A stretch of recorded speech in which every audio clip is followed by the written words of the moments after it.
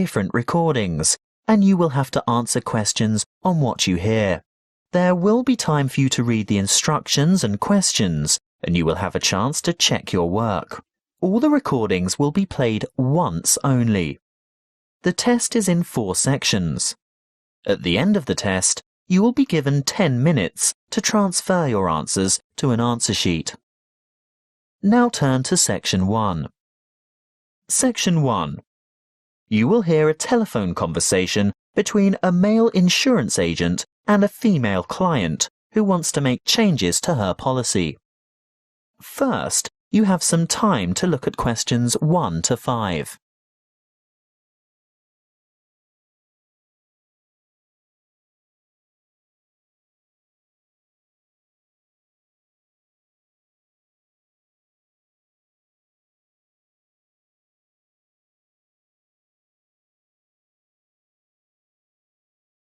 You will see that there is an example that has been done for you.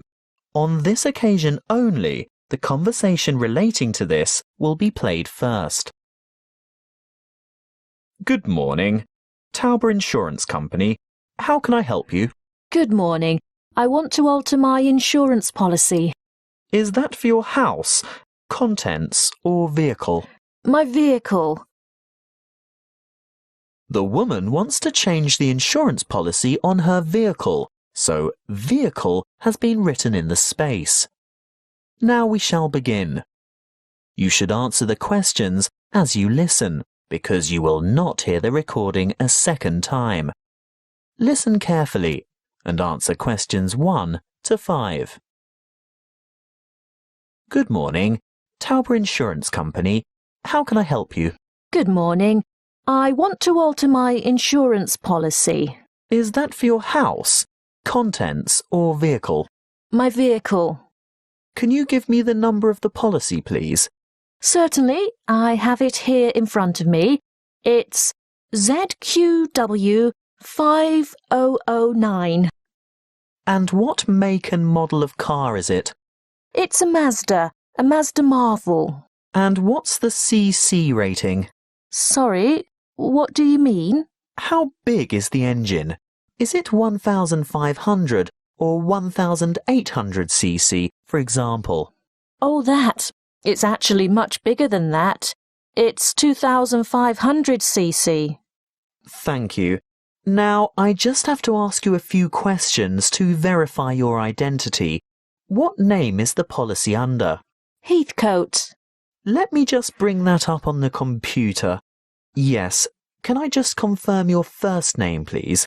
Well, my first name is Lisa, but I'm known by my middle name, Marie. Right. I see both here, but Lisa is the one I want for ID purposes. And your date of birth, Lisa? I mean, Marie. The 22nd of August, 1955. Correct. Just one more question before we get started. Can you remember the password on this policy? Oh dear, I didn't know I had a password on it. Everyone has a password. Would you like to take a guess? Possibly it's my mother's name. And what would that be? Sophia. Sorry, guess again. All right. Oh, I remember now. It's my grandfather's name, Jack. Yes, followed by some numbers. 1897, right? Correct. Now we can get down to business. What exactly do you want to change? Well, a couple of things. Firstly, I think it's overvalued at the moment. Can we reduce the value by $5,000? You mean bring it down to $15,000? Yes, I'm sure it's lost quite a bit of value over the past year. Done. Now, what's the other thing? Before you hear the rest of the talk, you have some time to look at questions 6 to 10.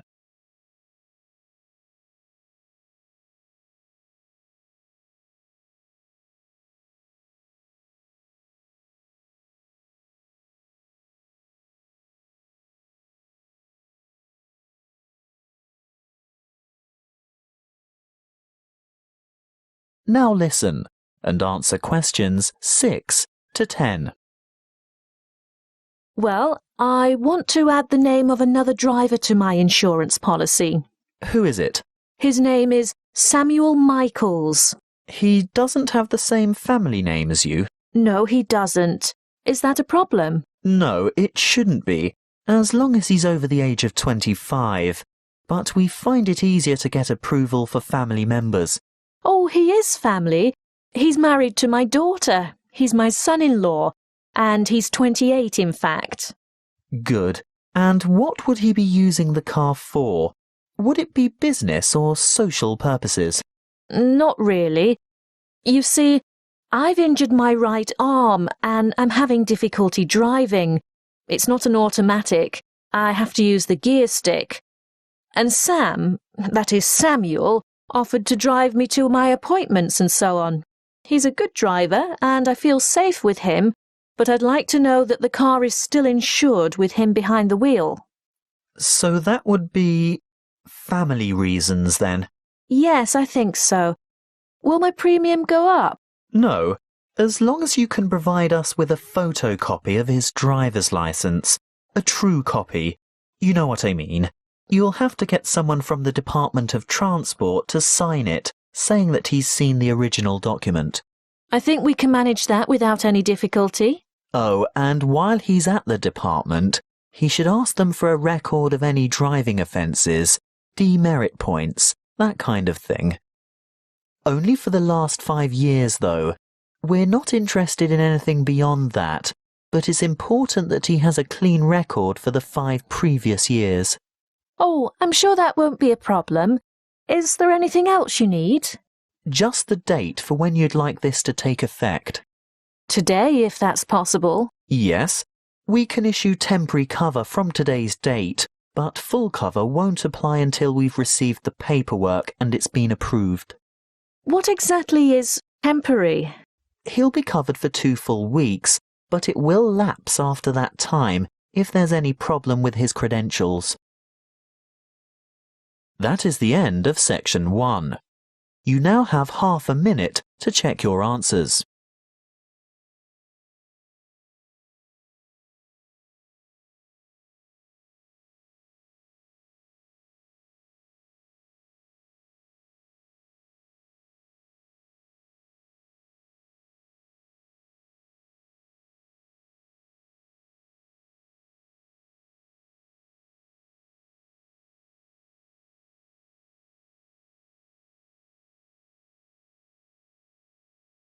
Now turn to Section 2.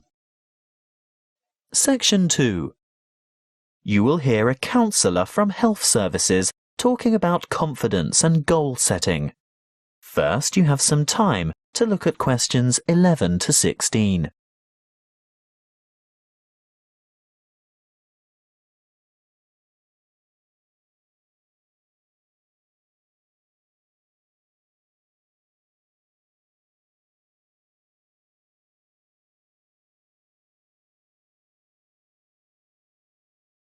Listen carefully and answer questions 11 to 16.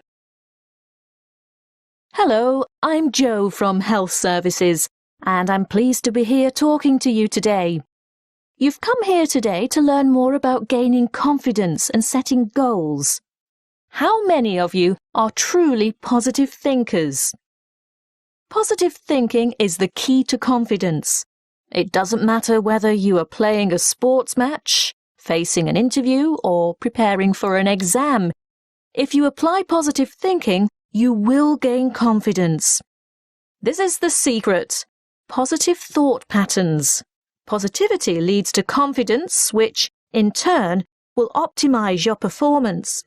What is the one simple mental strategy that all confident people have in common?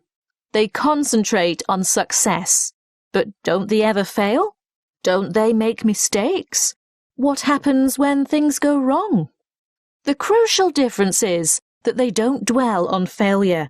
Everybody makes mistakes. I mean, how else do we learn? Rather than giving up or becoming depressed, the best strategy is to register the mistake, note what went wrong, and determine what would have been a better way to act or what could have been done differently in order to achieve a more successful outcome. Then move on. Yes, erase the negative emotions. Allow those memories of defeat, frustration, or dissatisfaction to fade and move forward. Negativity erodes confidence. You need to put aside your disappointments and focus on successful outcomes. Oh, it's not that easy, I can hear you saying. Well, no, it's not easy to forget failure, but no one ever fails completely, so congratulate yourself on the areas where you did do well. Mentally replay the best bits, even if they're only a small part. Now, there are 2 more things you need to do. Firstly, rehearsal. Yes, you heard me. Rehearsal. Surely only actors in a play need to rehearse their parts? No, the truth is we all need to rehearse. This is a surefire way to build confidence. Before the match, presentation, the exam, or whatever, imagine yourself performing successfully in that particular situation. And here's the second tip. Look confident. That will always give you an extra physiological advantage. So you can see that mind and body work together on this. You have to think and act positively. Let's talk a bit more about how to look confident. If you have to overcome a challenge, get rid of that anxious expression and rigid posture, those downcast eyes and nervous gestures. Even if you don't feel very self-assured, you can still give the appearance of confidence. Stand tall, hold your head up, make full eye contact, and keep an open expression. Replace the frown with a smile if you can manage it. And those hunched shoulders? Relax those shoulder muscles. If you need to, take a deep breath and stretch to release pent-up anxiety and tension. What if you have to make a difficult phone call, for example? Nobody can actually see you, so does it matter what you look like? Yes, it does. Practicing positive body language will help you cross the threshold into a confident mood. Before we move on to talk about goal setting, it may surprise you to know that once you have set a goal in life, the brain responds with a burst of activity, which we experience as, that's right, happiness. And what happens when the goal is achieved? Yes, there is another burst of activity and another feeling of happiness. Before you hear the rest of the talk, you have some time to look at questions 17 to 20.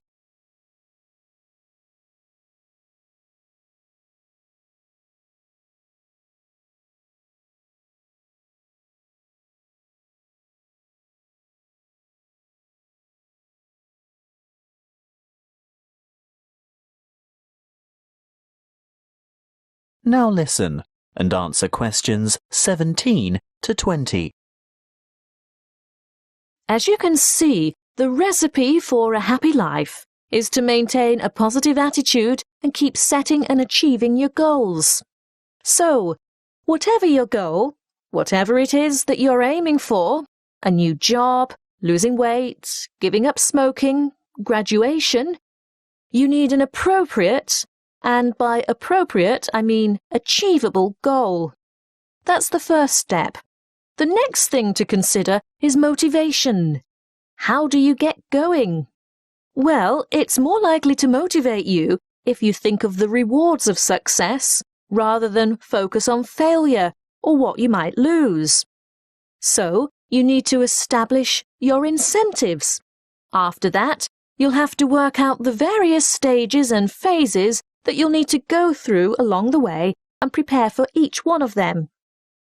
If you're not naturally motivated, keep the targets small and achievable. But it really is important to ensure you collect the resources to accomplish the various steps. If you have performed that particular task before, you may already have the resources, or at least know where to get them from. If not, ask someone who has already succeeded. When you have got this far, the next stage is obvious. Yes, you have to take the first step. That's not quite all there is to it, though. The final thing is to remember to keep track of what you've accomplished. In other words, be sure to maintain a progress log. That way you can look back at your previous small successes and watch your progress along the way to achieving your goal. That is the end of section 2. You now have half a minute to check your answers.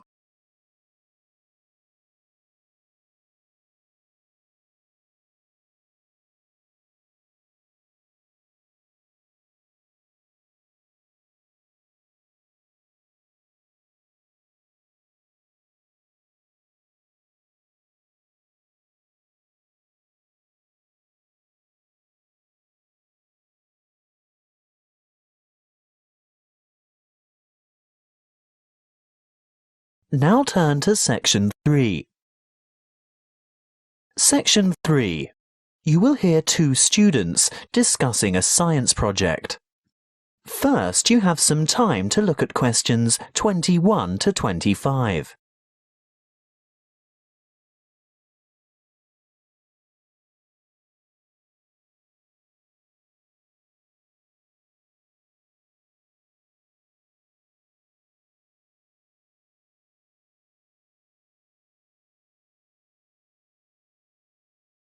Listen carefully and answer questions 21 to 25. Hi, Julia. Hi, Bob. Thought about the science project yet? Which one? The presentations are scheduled for next month. The experiments that you and I are working on to demonstrate density, buoyancy, and the compression of gases. That'll be complicated. Well, it's not supposed to be. It'll be part of the Making Science Simple series that's being showcased next year, and we have to be ready to demonstrate by the end of next week. Oh, well, simple, you say? Yes, not just the concept, but the materials too. We have to use cheap, readily available common items. Expensive lab equipment is out of the question. I remember something about using recycled or throwaway items if possible. Anything portable that we can bring into the lab. That's right. Well, any ideas for the project? What about the classic Cartesian diver? Is that the same as a Cartesian devil? The invention named after the famous French physicist René Descartes? Yes. A long time ago, superstitious people labelled it that because they couldn't comprehend the scientific principles it demonstrated. They thought it was black magic. How shall we do it? By keeping it as simple, transparent and economical as possible. So, to start with... Open your pencil case and let's have a look. You haven't got any... Any what? Paper clips. Oh, there are lots of them in the bottom of my bag. They slip off my papers and collect in the bottom. Look, here's half a dozen. But they're all big metal ones. I want little ones. Small, vinyl-covered multicoloured ones. Oh, I've got 1 or 2 of them too. Great, and if we look around, especially on the floor, we're bound to find a few more. See? Here. What else do we need? A small rubber band. Well, I've got one of those in my pocket. No, not that kind. Let's go and ask Tara. Why? Those really small coloured bands for making ponytails are ideal. Hey, Tara? Yes? Have you got any spare rubber bands, like the ones you fasten your hair with? Oh, heaps. A whole packet full. Help yourselves. Terrific. So far it hasn't cost us anything. What now? Let's go and rummage through the recycling bins beside Joe's mini market. What for? We want a 2-litre plastic soft drink bottle with lid. Hey, I draw the line at sorting through other people's rubbish, and we're also not likely to find one with a lid. Well, go into the store and buy 2 litres of soft drink. What flavour? It doesn't matter what kind of drink you get, Just make sure it comes in a clear PET bottle. Where are you going? To the cafeteria behind the resource centre. What for? I'm after some straws. I can get them from the shop when I buy the drink. No, I've seen theirs. They're the waxed paper ones. We need clear plastic, and I know they've got them in the cafeteria. I'll also see if I can get a tall plastic cup from there. Good luck. Meet you back here in 5 minutes. Maybe longer because I want to go over to my locker and get a wire coat hanger. Before you hear the rest of the conversation, you have some time to look at questions 26 to 30.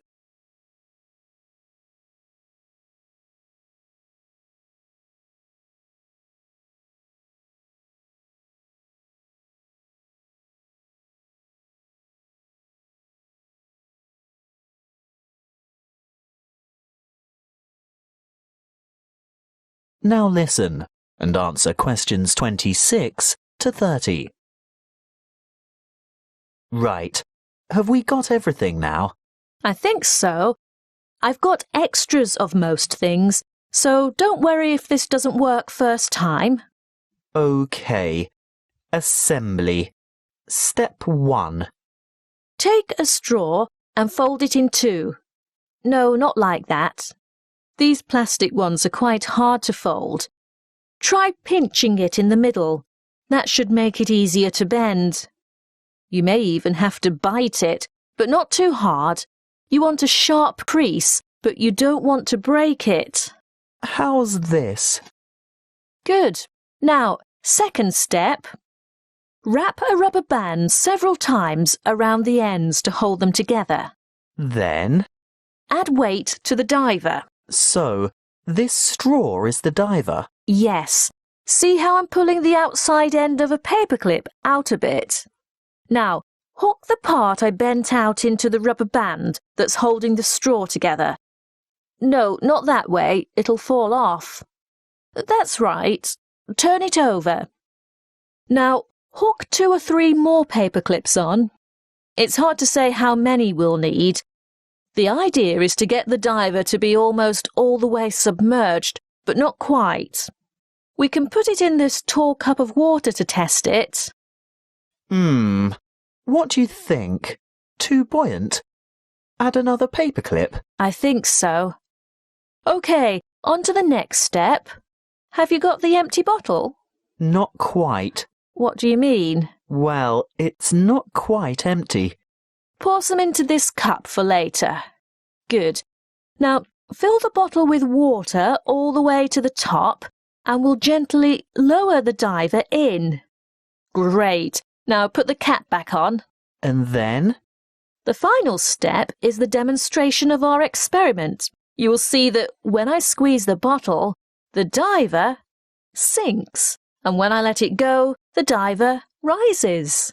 When you squeeze, the air bubble trapped in the straw compresses and the water rushes in, making it heavier, so it sinks. And the reverse happens when you release the bottle. What's the coat hanger for? Oh, that. If our experiment didn't work the first time and our divers stayed on the bottom, we'd have had to fish it out with a piece of wire or a hook of some kind. It's best to be prepared. That is the end of section 3. You now have half a minute to check your answers.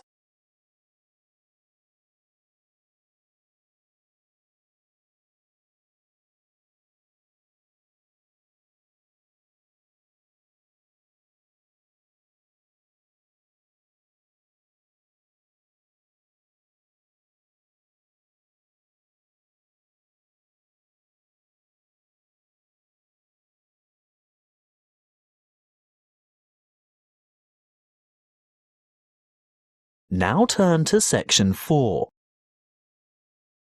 Section 4. You will hear a lecture on volcanic activity and its effect on the atmosphere. First, you have some time to look at questions 31 to 40.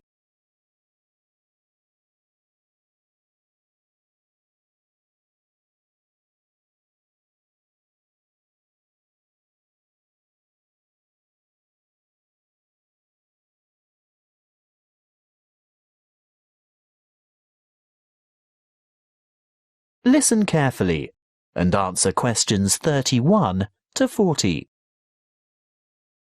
Good morning, everyone.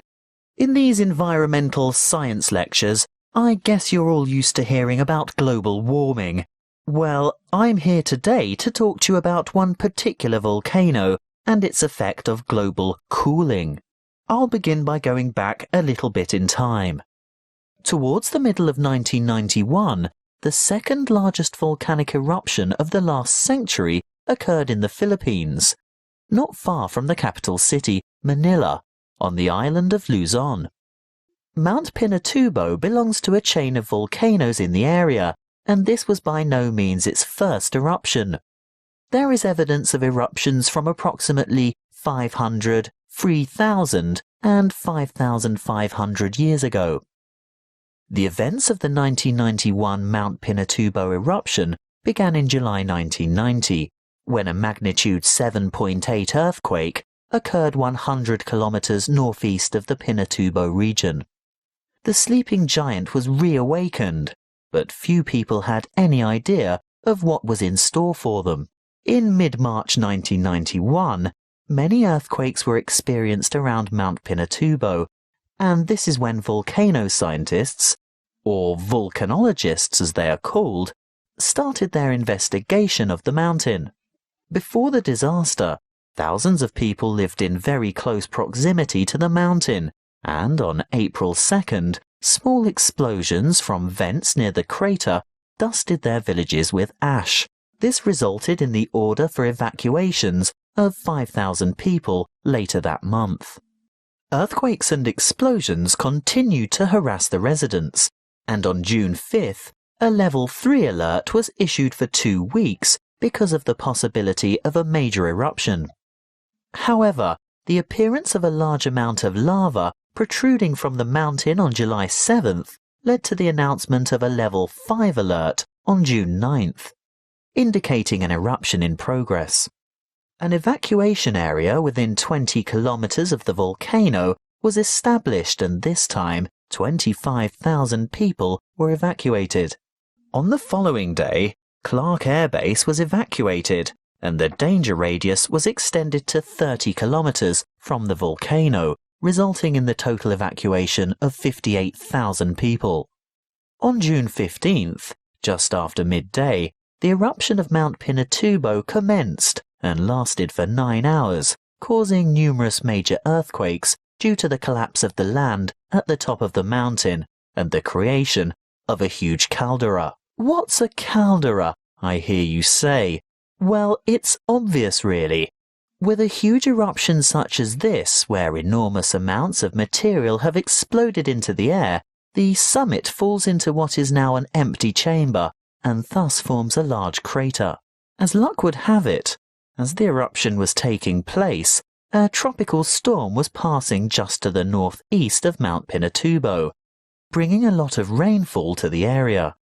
The dust and cinders that had been thrown up into the atmosphere combined with the water vapor from the storm to cause a rainfall of tephra that fell across the whole island of Luzon. Most of the people who perished during the eruption did so because of the weight of the ash collapsing roofs and killing the occupants of the houses. If it hadn't been for that passing storm, the death toll would certainly have been much lower. But that's not all. Besides the ash, Mount Pinatubo expelled between 15 and 30 million tons of sulfur dioxide gas. Can you guess what happened next? Yes, the sulfur dioxide mixed with water and oxygen in the atmosphere to become sulfuric acid, which is a major contributor to ozone reduction. The eruption plume from Mount Pinatubo reached high into the atmosphere, attaining an altitude of 34 kilometers, and the resulting aerosol cloud spread around the Earth in 2 weeks and had covered the planet within a year. During the years 1992 and 1993, the ozone hole situated over Antarctica reached an unprecedented size. The cooling effects of this cloud over the Earth were remarkable. It reduced global temperatures considerably. In the United States, for example, we experienced our third coldest and third wettest summer in 77 years during 1992. That is the end of section 4. You now have half a minute to check your answers.